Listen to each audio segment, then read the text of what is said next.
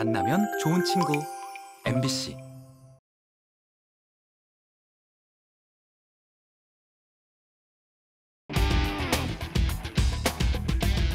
숫자 뒤에 감춰진 비밀을 찾아라 예산 추적 프로젝트 빅벙커에 오신 여러분 환영합니다. 네, 오늘도 어김없이 예산 추적의 시간이 돌아왔습니다. 든든한 빅벙커의 예산 마스코트죠. 고인물 우지영 박사 안녕하세요. 네, 안녕하세요. 자, 그리고 오늘 저희와 함께 해주실 특별 예산감시위원들을 소개해 올리겠습니다. 두 분 모셨는데요. 먼저 이분은 지난번 그 생리 빈곤은 인격살인이다 편에서 아주 맹활약을 해주셨던 분입니다. 다시 뵙게 돼서 반갑습니다. 매일신문의 배주현 기자 반갑습니다. 네, 안녕하세요. 오랜만에 다시 뵙게 됐습니다. 자, 그리고 또 한 분의 예산특별감시위원 소개 올립니다.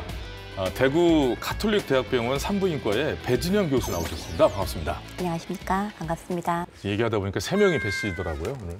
네, 세배를 열심히 하세요. 네.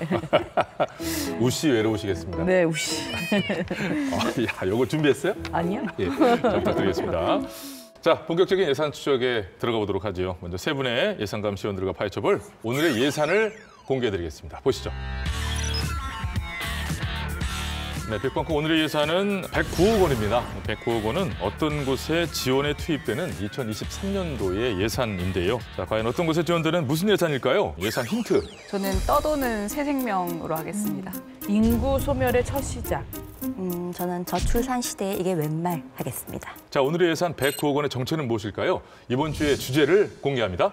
출산율은 갈수록 떨어지고만 0.78로 이대로라면 인구 소멸 국가 1호가 될 거라는 경고를 무시할 수 없는 상황입니다.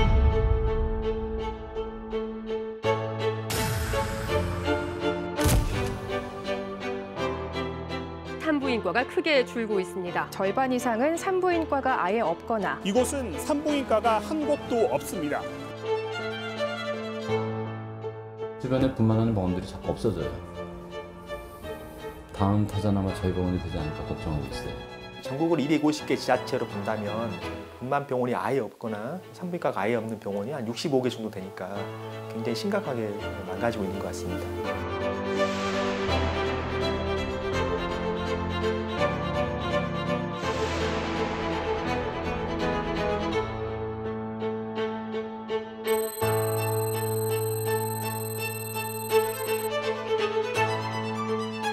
저는 3일에 한 번 36시간 동안 병원에 있거든요. 그 환자가 살아야 되니까. 그러니까 진짜 잇몸으로 맞고 있다고 생각하시면 돼요. 전반적으로 너무 열악해요. 특히 출산기에 건강관리를 잘 못하면 지금 당장의 이상 출산뿐만 아니라 평생의 건강 격차로 갈 수도 있어요.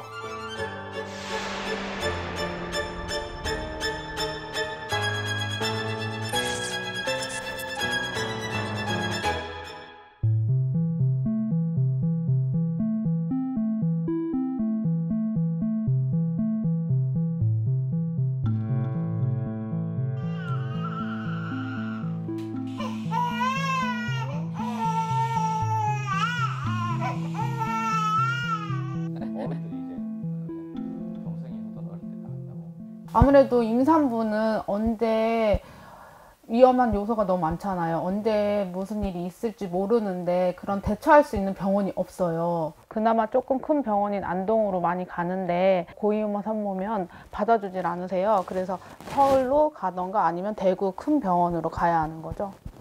진짜 힘들어요. 진짜 힘들어요.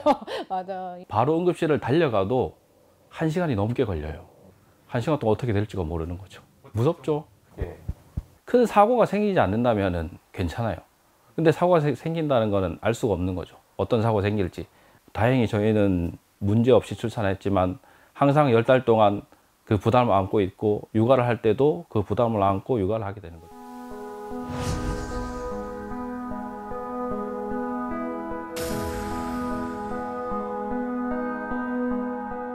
36주 이전에 분만되는 그런 경우는 어쩔 수 없이 아기를 케어해야 되기 때문에 고위험센터나 이런 쪽으로 오는 경우가 많고요. 아니면은 엄마한테 그 임신성 고혈압이 좀 생겨서 엄마가 위험하다든지 아니면은 아기가 너무 작아서 뭐 아기가 분만되고 난 다음에 케어가 안 된다든지 뭐 그런 경우는 항상 고위험으로 대학병원에서 분만이 되죠.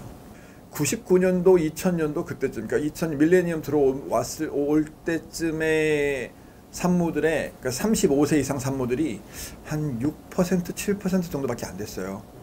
그런데 지금 현재 한 2018년도, 2019년도 그때 기준으로 치면은 35세 이상 되는 산모들이 한 30%가 넘어갔거든요. 지금은 이런 이유가 됐건 저런 이유가 됐건 고위험군의 산모가 적어도 한 40% 이상은 되지 않을까 하는 생각입니다.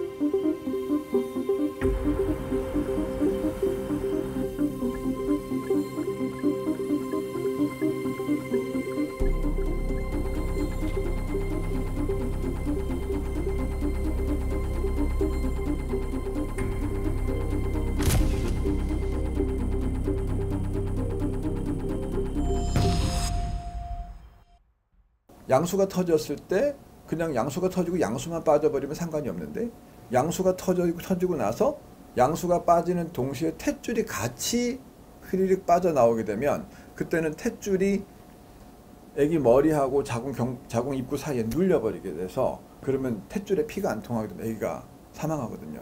1시간이 아니고 그거는 몇 분 상간의 일이기 때문에 그러면 응급으로 무조건 수술을 해야 돼요. 그 순간에. 그러면은 그렇게 그런 초응급도 있을 수 있고 아니면은 태반 조기 박리 같은 경우도 실제로 그런 경우는 이제 한두 시간 내에 승부를 봐야 돼요. 그리고 또 임신성 고혈압이라든지 그런 굉장히 위험한 일들 그런 거 1시간 이내에 해결돼 봐야 되는 그런 일들도 많고요.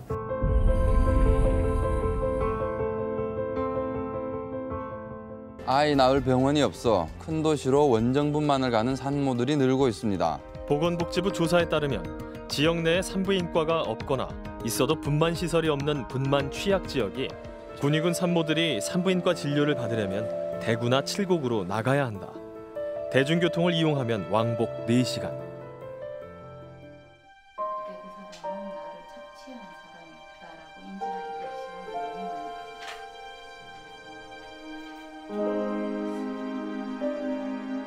여기 있는 사람들은 아기를 어떻게 낳지 하는 생각이 처음에 들었고 출산만 가까운 도시에서 하고 다시 울진으로 간다라고 계획을 세우고 있었어요.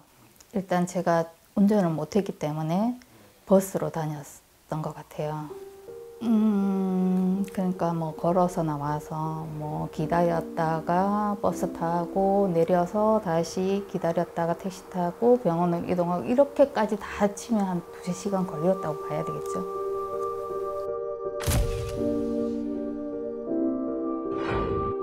둘째 같은 경우에는 분만 신호가 안 온 상태에서 정기검진하러 갔는데 이미 진행이 너무 많이 돼서 이동하기가 위험하다라고 의사가 얘기를 하더라고요. 그래도 정 원하면 그 앰뷸런스는 불러주는데 가다가 출산할 수도 있을 것 같다라고 얘기를 했기 때문에 저는 울진에서 선택할 수밖에 없었죠. 분만하는 걸. 보건소에서 분만을 받아줬으니까 가능했던 것 같아요. 굉장히 운이 좋았던 것 같아요. 그때 의사가 있었고.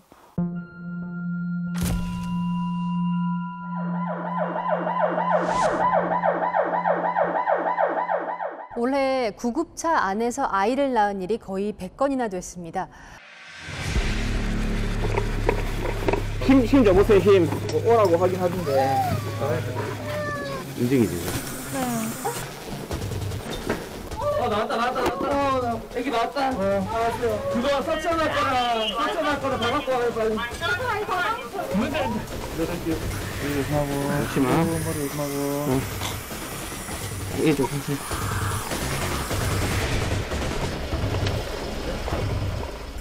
괜찮아.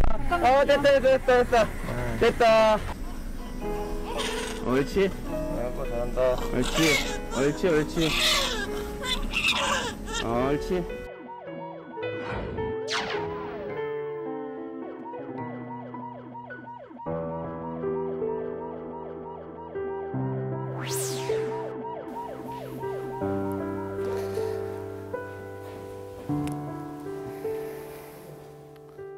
그때 상황은 19년도 7월 달이었습니다. 신고 내용은 아이가 나오는 것 같다면서 이제 신고를 받게 되었고, 현장에 도착하니까 산모는 누운 상태로 이제 출산을 준비하고 있었고, 저희는 이제 상황을 보니까 이제 출산이 긴박하다는 걸 느끼게 되었습니다. 사모님 혹시 아이 임신한 지가 몇 주 되었나요? 물어보니까 20주가 되었다고 하더라고요. 그때부터 이거 좀 큰일 났다. 20주면 저희가 이제 고위험 출산이고 미소가로 분류가 됩니다. 아이를 이 태아를 차에서 받으면 안 되겠다는 생각을 했어요. 근데 왜냐하면 차에서 받게 되면 이 아이를 치료할 수 있고 유지할 수 있는 장비가 없지 않습니까? 원래 그 지방 소도시에 출산 가능한 병원이 주간에 한 군데가 있었지만 이분은 고위험 출산이라서 이제 받아주지도 못했어요. 상황시에서도 지금 출산할 수 있는 병원이 없다. 대구 쪽에도 없다. 계속 이제 하긴 했는데 아이 어머니는 계속 이게 나올 것 같다. 못 참겠다. 저희가 이송 시작하고 한 1시간이 조금 넘었을 적에 확인했어요. 아이 머리가 나오더라고요. 그래서 이제 어쩔 수 없다. 이제 여기서 받아야겠다 싶어가지고 잠시 차를 세운 사이에 이제 저희가 이제 아이를 받게 되었습니다. 그리고 일단은 숨을 쉬지 않았고 맥박도 잡히지도 않았고 전체적으로 이제 좀 생체 징후가 전혀 없었습니다. 병원에 도착한 것 같은데 병원에서 이제 병원에서 이제 준비가 되어 있는 상태였고요. 저희가 도착했을 적에 이제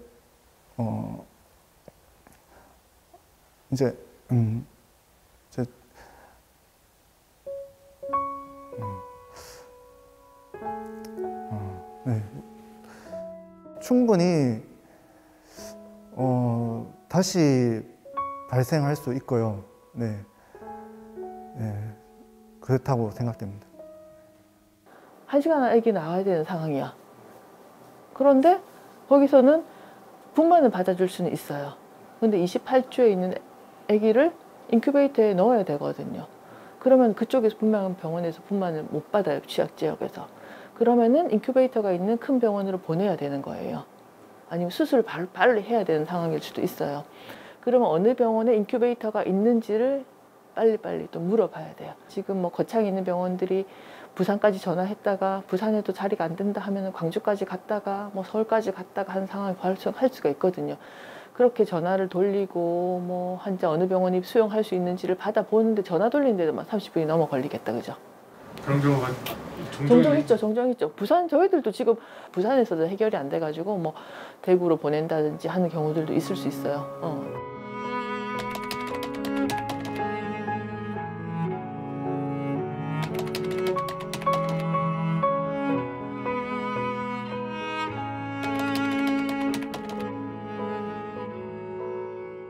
화면을 보고 나니 참 답답하고 또 참담한 기분도 들고 그러네요, 이게. 예, 오늘의 예산 109억 원은요. 분만 취약지 지원에 투입되는 2023년도 예산입니다. 그간의 저출산 극복을 위한 예산을 뭐 350조를 썼다고 얘기하지 않습니까? 근데 도대체 그 돈을 어디다 썼길래 이런 상황까지 왔는가 그런 생각이 들거든요. 그 구급대원이 이제 울먹거리면서 목이 되게 상당히 빨개졌잖아요. 그래서 그 이야기가 상당히 마음속에 맴도는데 작년 상반기에만 구급차에서 태어난 아기가 100명 가까이 된다는 건 정말 충격적인 일입니다. 거기다 산모들을 위해 출동한 119 구급대가 병원에 도착까지 걸린 평균 시간은 1시간 43분 정도 소요됐다고 하는데 사실 응급 상황에서 병원에 제때 가지 못해서 산모가 사망한 일은 2015년에 실제로 있었습니다. 강원도 태백에서 아이를 낳은 산모가 출혈 과다로 심정지 상태가 왔는데 구급차를 타고 9시간 동안 상급병원을 찾아다니다가 결국 숨진 사건이었습니다. 이게 당시 우리 사회에 매우 큰 충격을 준 사고였는데 8년이 지난 지금에도 비슷한 사고들이 벌어지고 있다니 도대체 뭐가 달라진 건가라는 생각이 듭니다.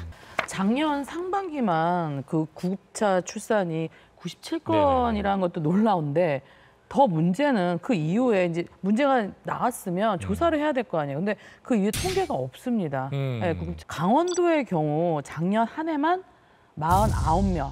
이 아이가 구급차에서 출산했다고 하네요.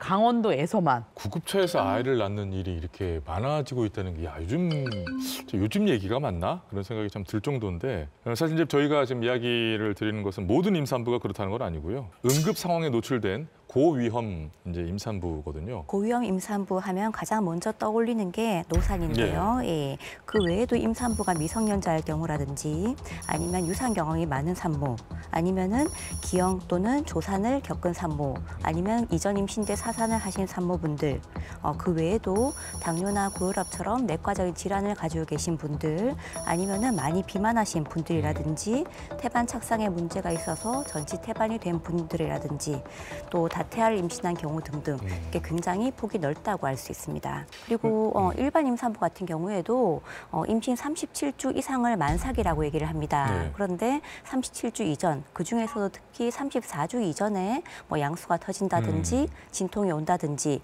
태반이 일찍 떨어진다든지 그런 응급 상황에 놓인 모든 산모를 고위험 산모라고 할 수 있죠. 예, 그렇다면 고위험 산모의 범위가 상당히 넓은데요, 그죠? 만 35세 이상 임산부는 고위험 임산부에 속하게 되는데요. 네. 이 비중이 2011년 18.0%에서 2021년 35.0%로 거의 10년 사이에 거의 2배가 늘어났습니다. 그러게 말이에요. 그리고 한 여성병원의 조사에 따르면은 고위험 요인을 가진 산모가 2010년 19.8%에서 2017년 42.1%로 2배 이상 증가했다고 합니다. 이런 자료를 좀 비춰봤을 때 고위험 산모는 계속 증가하는 추세라고 할 수 있겠습니다. 이제 고위험 산모가 많아지고 있다는 얘기고 어떤 뭐랄까요? 그 상황에서의 어떤 위험성들도 훨씬 높아지고 있다는 얘기겠죠. 그렇죠. 예. 고위험 임산부가 증가하면서 난산과 조산율도 증가하고 있는데요. 조사 자료를 보면 지난 20년간 전체 출생아 중에서 저체중아, 그러니까 체중이 2.5kg 이하로 태어나는 아기들의 비율이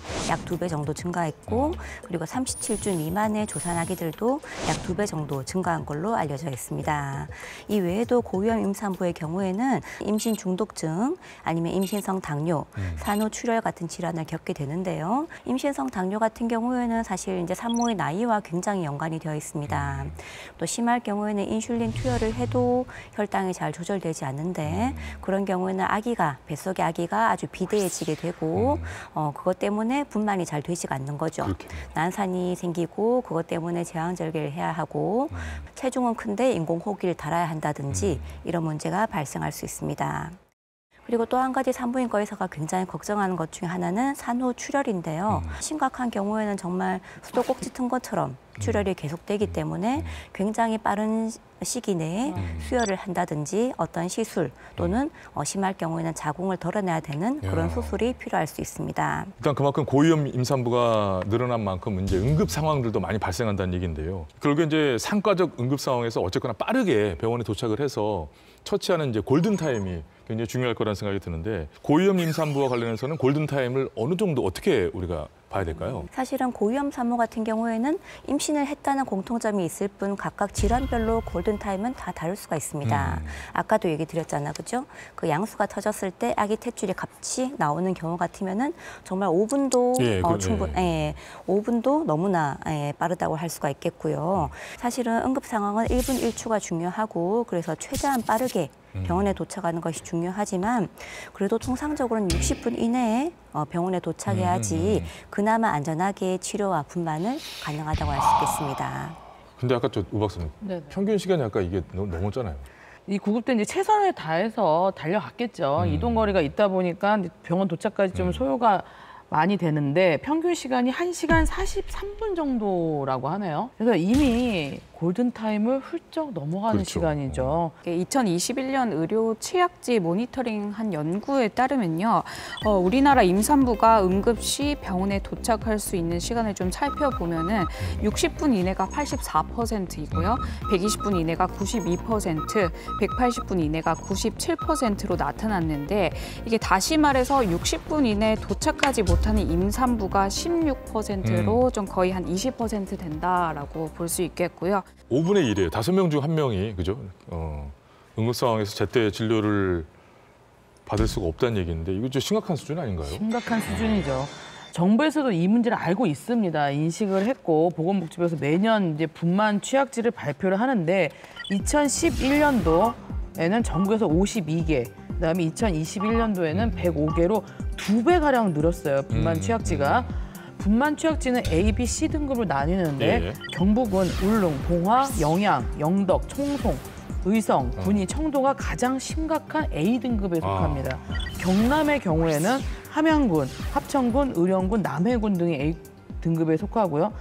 이렇게 갈수록 분만 취약지가 늘어난다는 거는 원래 있던 병원, 주변에 있는 병원이 사라지고 있다는 반증인 거죠. 예. 일단 분만 취약지가 10년간 2배가 늘었다고 하는데 야 이렇게 되면 뭐 애를 어떻게 낳으라는 얘기인가 하는 의문이 바로 떠오르죠. 자, 그런데 한편 보면 사실 분만 취약지가 많네요. 그죠? 이렇게들 살고 계시지만 요즘은 굳이 사는 지역이 아니라도 이제 대도시에 나와서 사실 뭐 이건 오래된 일이죠. 이제 시설이 좋은 곳에 가서 좀 계획을 세우고 분만하는 경우도 있잖아요. 예를 들면 뭐 고위험 임산부의 경우 미리 그 제왕절개 수술 날짜를 잡아서 이렇게 해갖고 하는 경우도 있지 않겠습니까? 네, 사실 많이들 위험한 상황을 좀 대비해서 고위험 임산부들이 이제 미리 대도시의 분만 병원을 예약하는 경우도 있고요. 또 분만 예정일 전에 대도시에 이제 친정이나 시댁이 있으면은 미리 나와서 그곳에서 좀 머물다가 출산을 하는 경우도 있다고 합니다. 근데 문제는 대도시에 친정이나 시댁이 없는 경우, 특히 이제 저소득층이나 다문화 가정 같은 경우에는 대도시에 나와서 이렇게 대기할 곳이 마땅히 없지 않습니까? 그런 경우가 더 많죠. 네, 그렇기 때문에 좀 분만 예정일을 대도시에서 기다리기가 좀 상당히 어려운 상태인 거고요. 맞죠. 응급 상황들이 발생하면 힘든 상황에 놓일 수밖에 없게 되는 겁니다. 이게 뭐 여건이 되면 누가 그렇게 안 하겠습니까, 그죠? 그리고 고위험 임산부도 그렇지만 일반 임산부도 37주 이전에 갑작스러운 진통이 오거나 양수가 터진 등 응급 상황이 발생하면 고위험 임산부가 될 수 있습니다. 최근 2주 내에서 저희 병원에 이제 이송된 산모를 말씀을 드릴게요. 당시 산모는 26주 밖에 되지 않았고 분만 예정일까지 거의 3달 이상 남은 거죠. 하지만 양수가 터지고 진통이 심하게 온 상태였고 저희 병원에 바로 전원이 되고 바로 응급 출산을 했었는데 당시에 보호자분 말씀을 들어보면은 저희 병원까지 오려고 전화를 돌리는데 2시간 정도가 소요가 됐다고 해요. 그래서 여러 병원이 다 안 되니까 대구까지 전화를 하신 거고 그리고 또 한 가지 경우는 경주에서 오신 산모분인데 당시 산모분이 29주에 좀 배가 아파서 산부인과에 가시니까 산부인과에서 보니까 이미 자궁경부가 다 열려 있고 양막은 자궁경부 바깥으로 돌출된 상태로 아기가 지금 당장 튀어나와도 이상하지 않은 상태였기 때문에 굉장히 또 급하게 저희 병원으로 이송되어서 또 이송되자마자 바로 출산을 하고 그 두 아기 모두 지금 신생아 중환자실에 입원해 있는 상태죠. 언제 발생할지 모르는 거니까 항상 대비가 돼 있어야 돼요. 지금 말씀하시는 것 중에 전화 돌리는 데라는 얘기에 제가 생각이 든 게 바로 직접 전화. 그렇죠. 바로 전화를 할 수 있는 그게 좀 많이 알려져 있지 않기 때문인가요? 어떻게 여기저기 막 전화를 하는 시간만 좀 절약하더라도 대표 번호가 딱 있다거나 위험한 상황이라고 생각되면 중간 과정 없이 어느 병원도 바로 연락할 수 있다거나 이런 시스템도 있었으면 좋겠다는 생각이 드는데 그리고 앞서 또 조산율이 9.2%라는 얘기도 했었잖아요. 근데 갑자기 일찍 이런 식으로 태어날 수도 있는 거고 특히나 이제 첫 아이의 경우는 분만 예정일이 잘 안 맞아요. 훨씬 지나서 나오는 경우도 있고 저희 가정 같은 경우도 그런 이제 경험이 있거든요. 그래서 애가 많이 커가지고 나오는 바람에 저희도 첫 애가 이제 고생을 많이 하고 그랬었는데 미리 이걸 다 예상해가고 대도시에 숙소를 잡고 뭐 이런 여건이 되는 것도 아니고 응급 상황에서의 문제 외에도 분만 취약지의 경우에는 고위험 임산부들에게 또 다른 또 위험들이 많다고 해요. 네, 맞습니다. 산전 진료부터 차이가 난다고 할 수 있는데요. 아마 여성분들은 잘 아실 텐데 임신 전부터 진료를 하고 임신 중에는 이제 주기별로 초음파 검사나 여러 가지 태동 검사 같은 부분을 받아야 하는데 보통 미국 교과서에 따르면 임신 28주까지는 4주에 한 번 정도 진료를 한 번 받게 되어 있고 그리고 36주까지는 2주마다 그리고 그 이후에 출산 때까지는 일주일마다 진료를 받게 되어 있습니다. 하지만 현재 평균을 보면은 비분만 취약 지역의 경우 평균 14회 그리고 분만 취약지의 경우에는 12회 정도로 2회 정도 차이가 나는데 특히나 고위험 산모 같은 경우에는 이 원래 권장되는 진료 횟수보다 훨씬 더 자주 산모를 봐야 될 경우가 생깁니다. 그러면은 사실은 5번, 6번 이상이 차이가 날 수가 있는 거죠. 그렇게 볼 수가 있겠네요. 네, 그리고 심지어 산전 관리가 4회 미만인 경우가 비분만 취약 지역은 4.39%고요. 분만 취약 지역은 7.24%인데 사실 초음파 진료 등의 비용이 굉장히 좀 많이 들잖아요. 그렇다 보니까 임산부들이 진료비 문제로 진료를 받지 않는 경우도 많다고 합니다. 그래서 연구자들은 이 수치를 저소득층이나 다양한 사회 소외계층을 암시하는 수치로 보고 있고요. 근데 여기서 더 큰 문제는 분만 취약 지역의 2.34%의 임산부는 단 한 번도 병원 진료를 받지 않는 경우도 있다는 겁니다. 그 아이를 임신하고 출산하기까지 진료를 한 번도 받지 않았다. 그 비율이. 그렇다면 태아 상태가 어떤지 전혀 모르고 이제 분만을 맞이하게 되는 거잖아요. 제대로 진료를 받지 못해서 생기는 문제들은 결국 이제 임산부가 오롯이 다 감당을 하게 되고 가족이 그죠? 네, 심각한 수준인데요. 임신성 고혈압의 경우 분만 취약지가 0.42%, 비분만 취약지가 0.31%로 분만 취약지 임산부가 0.1%가 더 높고, 그러니까 분만 취약지 거주 임산부의 임신성 당뇨의 유병률이 비분만 취약지보다 2.8% 높게 나타나고 있거든요. 이런 걸 다 종합해 보면 임신 합병증 발병률 관련해 분만 취약지 임산부가 비분만 취약지 임산부보다 전반적으로 모든 게 높다고 볼 수 있습니다. 그럴 수밖에 없겠죠. 네, 또 산전 진료를 제대로 하지 않았을 경우에는 결국은 산모와 태아의 상태를 잘 알 수가 없다는 거죠. 그래서 예를 들어 태아가 유산이 되어도 알 수 있는 방법이 없고 그럴 경우에는 그냥 뱃속에서 유산된 그런 부분이 계속 있다가 감염을 일으켜서 자궁 전체에 염증이 생기는 경우도 있을 수가 있고요.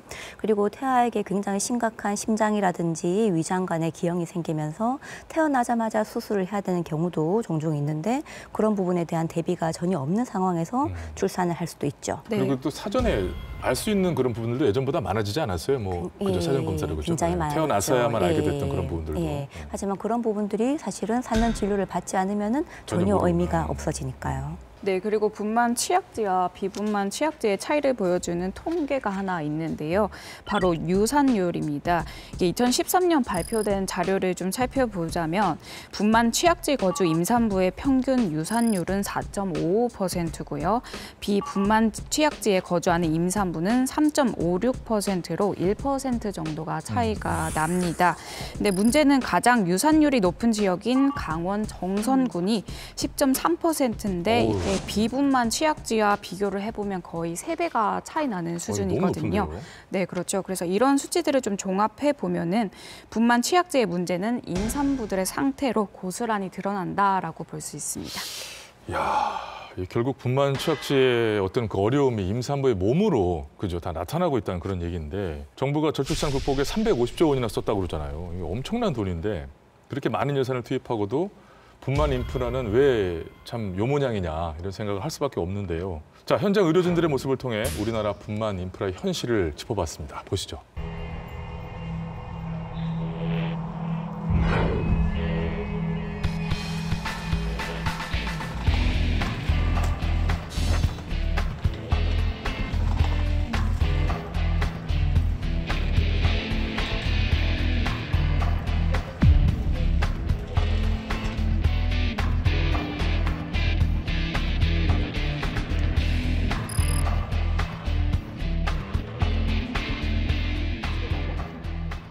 상과 일정은 항상 그렇게 정해진 일정이 따로는 없는 것 같아요. 항상 24시간 대기라는 그런 게 저희들 내리에는 계속 박혀 있거든요. 자다가도 뭐 분만 진행한다 하면은 바로바로 콜 와야 되기 때문에 24시간 대기.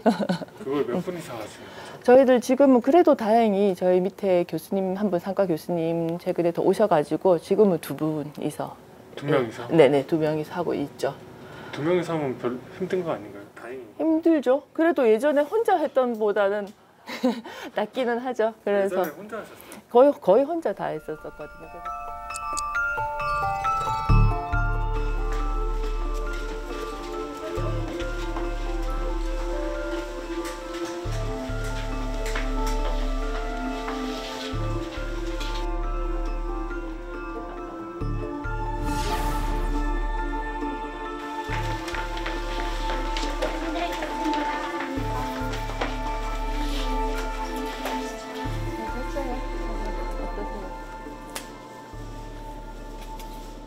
우리 집 애들한테 제일 미안한 것 같아요. 제가 막 밥을 먹다가 아니면 집에서 막 설거지하고 막 밥 저녁 준비를 하다가 갑자기 병원에서 전화 오거든요. 그러면 갑자기 분만을 이어서 뛰어나가야 될 때가 있어요. 엄마 분만하러 갔다 올게, 병원 갔다 올게 이렇게 하고 나가거든요. 그럼 애들 표정이 그래요. 엄마 또 병원 가. 힘들죠, 가정사에서는. 힘들고 어렵고 세 번째 돈이 안 된다. 저희들 막말로 하는 게 동물들 분만하는, 개가 분만하는 비용보다 우리 산모가 애기 놓고 사람이 분만하는 비용이 분만 수가가 더 작다라고 얘기를 하거든요. 오지 않다는 거죠. 그래서 저희들이 지금 어떻게까지 견뎌왔냐. 그냥 어떤 사명감? 그냥 제가 있어야 되는 곳이 여기고 또 하고 나서의 보람 이런 것들로 있는 거지 뭐 제가 뭐 명예가 있거나 돈이 많거나 그래서 있는 건 절대 아니거든요.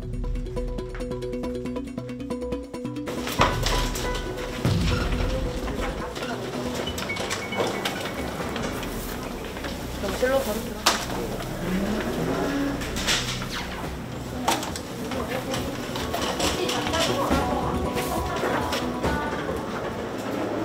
새벽 5시 양수 터져서 다른 병원 들렸다가 저희 병원으로 오셨어요. 그럼 진짜 응급으로? 네네. 응급하게 이렇게 고위험 산모가 되는 경우가 종종 많나 보죠? 제일 고위험 산모 중에 가장 많은 비율을 차지하는 건 조기 진통 또는 조기 양막 파수 이 정도거든요. 근데 이런 문제들은 사실 산전진찰을 한다고 해서 되는 건 아니고 임신 중에 어느 순간 갑자기 진통이 걸려버린다든지 분만할 때가 아닌데 아니면 임신 중에 그냥 갑자기 양수가 터져버린다든지 하는 거라서 이런 큰 비중을 차지하는 이 두 질환은 뭐 산전진찰을 더 열심히 받는다고 해서 해결이 되는 부분은 아닌 것 같아요. 그냥 갑자기 누워있다가 또는 일상생활을 하다가 갑자기 발생할 수 있는 질환들이라서 이런 건 또 응급으로 오게 될 수밖에 없는 것들이 있죠.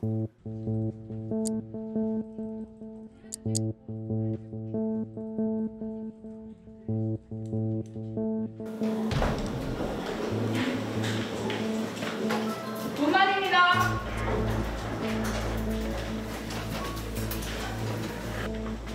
애기 봐서 준비하세요.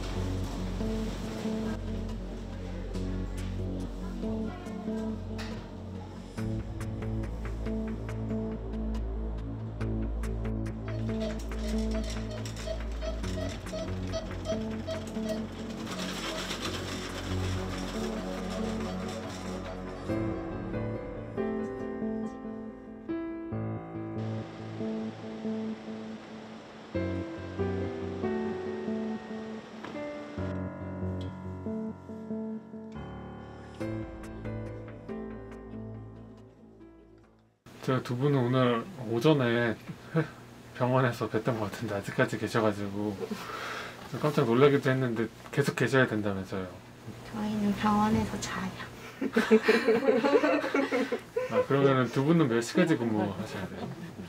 표정이 많은 걸 읽을 수 있는데.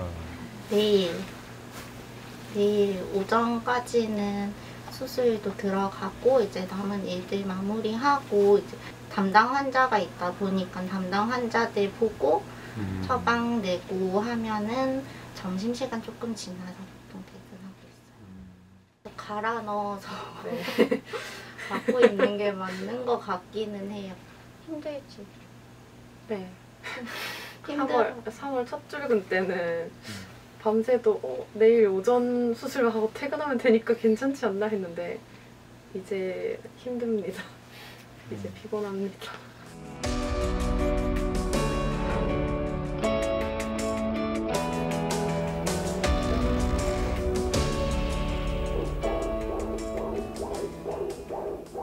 저는 3일에 한 번 36시간 동안 병원에 있거든요. 이게 대도시에 있는 산과 스태프들의 그 일상인데 분만 취약 지역처럼 그렇게 힘든 곳에서 오로지 산과 선생님이나 신생아 선생님 두 분이서 그 모든 거를 다 헤쳐나가야 된다? 제가 보면 느끼는 거는 잇몸으로 맡고 있는 거고, 그러니까 이 파트에 남아있는 사람들이 사실 정상은 아니라고 생각하거든요. 아까도 말씀드렸듯이 우리가 3일에 한 번 36시간 근무를 한다면 아무도 하지 않으려고 할 거예요. 그 뒤로는. 실제로 이 일이 가치가 있다면 가치 있는 사람에게 이렇게 용기를 북돋아줄 수 있는 그 정도의 생활을 보장을 해줄 수 있어야 돼요. 이 분만 시스템, 누구나 누려야 될 어떤 권리, 이 부분의 혜택을 못 누리는 것은 저는 절대로 거기에 동의할 수가 없거든요. 모든 그 분만실이나 고위험 산모센터는 하나같이 다 적자입니다. 제가 생각해 볼 때 2030년도에는 18만 명 미만으로 떨어질 겁니다. 분명히. 지금과 같은 경제 논리로 한다면 많은 분만병은 사라져야 됩니다. 그러면 그 18만 명의 분만 아기는 출생하는 어디서 분만할 것인지 고민해야 됩니다.